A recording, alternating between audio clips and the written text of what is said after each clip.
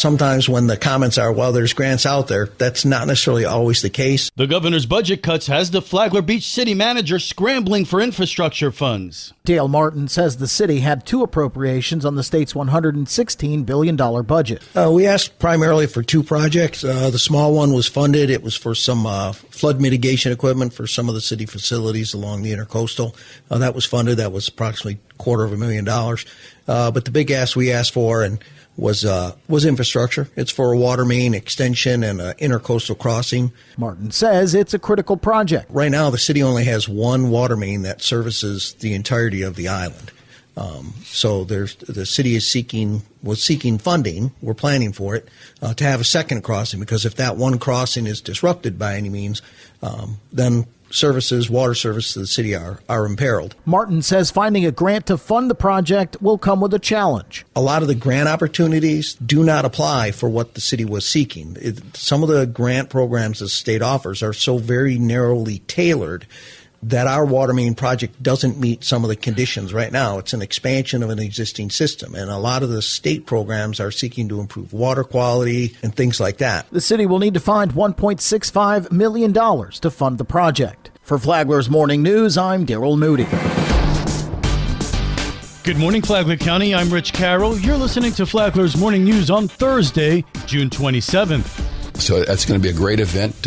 Come out, meet the candidates, sit down, talk with them. Founder of the Flagler Tiger Bay Club, Greg Davis, inviting you to the local and state candidate meet and greet. As part of the Flagler Tiger Bay Club's voter education program, Davis says they're hosting a candidate meet and greet tonight at 5:30 at the Palm Coast Community Center. This is your opportunity to meet, speak with, gather information, and educate yourself about the people who want to govern our local communities. Right now, we have approximately 40 candidates that are planning on being there. And that includes not only just our local candidates, but also local candidates, state, and then some candidates will also be represented running for national office will be there as well. As it stands today, approximately 70% or more of the 2024 Flagler local office positions will be filled at or before the August 2024 primary election. So there's quite a bit to know. Candidates will be there. Voters will have an opportunity to meet with them, talk with them, hear them. WNZF will be there. We'll be interviewing candidates, and they'll be able to talk for a few minutes.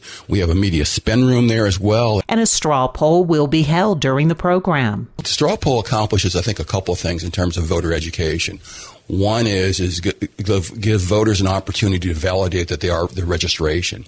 Secondly, if they're not registered, it'll allow them to register to vote. The Flagler Bay Tiger Club is a nonpartisan political club. The event is free and open to the public. If you can't attend in person, watch the meet and greet live on the WNZF Facebook page, the Flagler Radio YouTube channel, or listen right here on WNZF. For Flagler's Local Morning News, I'm Karen Johnson.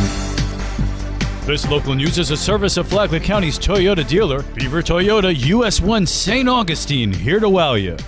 See something, say something leads to the arrest of a juvenile for a stolen vehicle. Flagler County Sheriff Rick Staley. Another success story with a resident who saw something, said something. A resident saw a vehicle crash into a swale, and then the occupants flee and called us. Deputies responded and found the 3 subjects and determined that the vehicle had been taken without permission from the grandmother's home. The driver was found with the key and admitted that he had stolen the car. He was taken to the Green Roof Inn for processing and turned over to the Florida Department of Juvenile Justice since he was only 17 years old.